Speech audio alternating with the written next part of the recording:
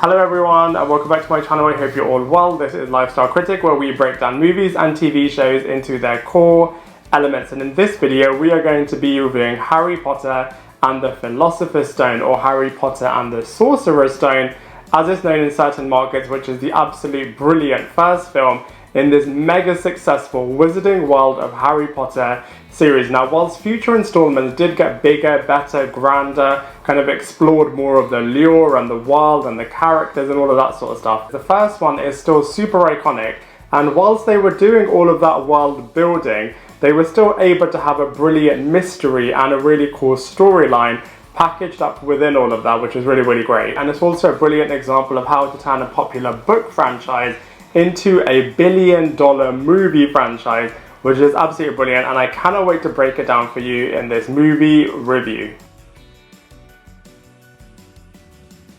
So from a storyline point of view, the series opens up with the hilarious scenes with Harry Potter and the difficult time that he has with the Dursley family. Now, those scenes between those two groups of characters I thought were absolutely hilarious. It's a shame that not all of the movies had the structure of having a scene with Harry Potter and the Dursley families in the beginning, but at least in the Philosopher's Stone / the Sorcerer's Stone, it was really introductory in terms of seeing what Harry Potter's life is like with these characters.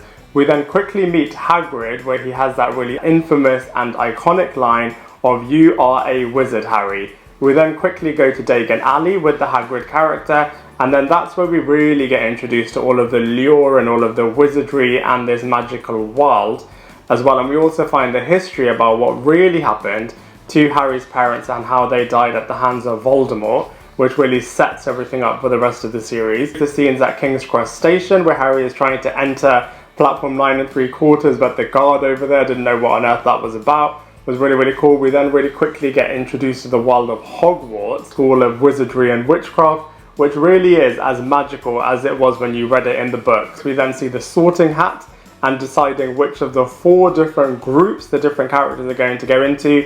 We're then introduced to Ron and Hermione, and really setting up Harry as the brilliant trio of characters those are, and also introducing us to the rivalry that he has with the Malfoy character. I always thought that they could have done so much more with this rivalry, but I'll talk about that in a bit more detail later. I absolutely love the fact that they had their own sports game called Quidditch, and all of the magic and all of the potions and all of the spells is really, really cool. The big plot of this particular film was all to do with the Philosopher's / the Sorcerer's Stone that is able to make a person immortal. It's currently being guarded by Fluffy, which is an absolutely hilarious name for this really menacing 3-headed dog. And then there is a twist at the end about who is the person that's really behind everything, whilst also seeding the rivalry between Harry Potter and Lord Voldemort for future installments. So from a storyline point of view, the first entry in the Harry Potter film series is absolutely brilliant.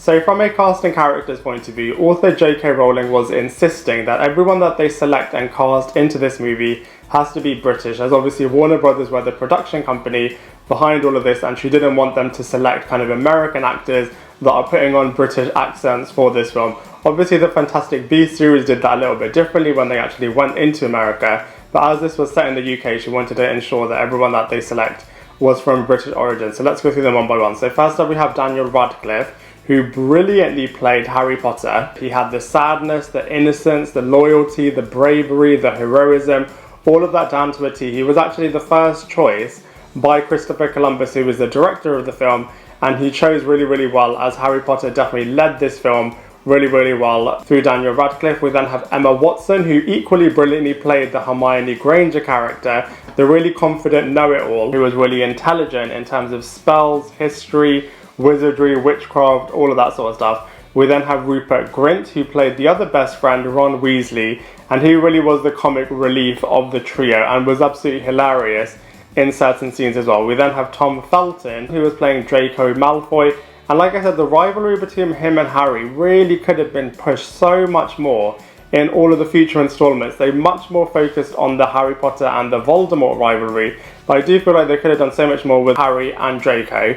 We then have Robbie Coltrane, who played the Hagrid character. He's the caretaker at the Hogwarts school and is a bit of a mentor figure somewhat to the Harry Potter character as well. We then have the late Richard Harris, who played the Albus Dumbledore character, the most powerful wizard and headmaster of Hogwarts, who also had a bit of a mentor figure to the Harry Potter character. We then have Ian Hart, who played stuttering Professor Quirrell, who also voiced the character of Lord Voldemort as well. We also have the late Alan Rickman, who played the Severus Snape character. Such brilliant acting by Alan Rickman in terms of bringing this character to life. Never seen any character like this in any other movie or TV show. So unique and was so brilliantly played by this actor. We also have Maggie Smith, who played Professor McGonagall, the deputy headmistress of the school, and also a bit of a mentor figure to Harry Potter as well. And then finally we have Harry Melling, who played Dudley Dursley, the bit of a rival figure in Harry Potter's human world right in the beginning of the film. So from a casting characters point of view, the first movie is pretty awesome.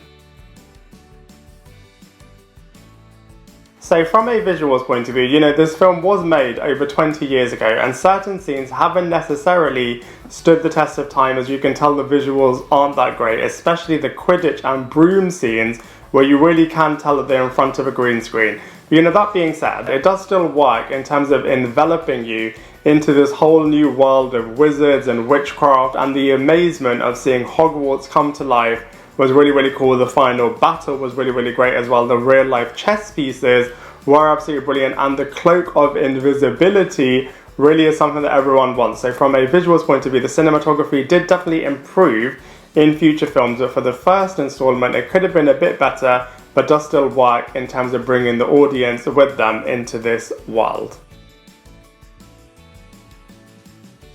So in terms of comparisons, you know, future installments did get bigger, better, grander, and a lot more horror based. But that being said, the first film is definitely very iconic and really does show how you kick off a franchise.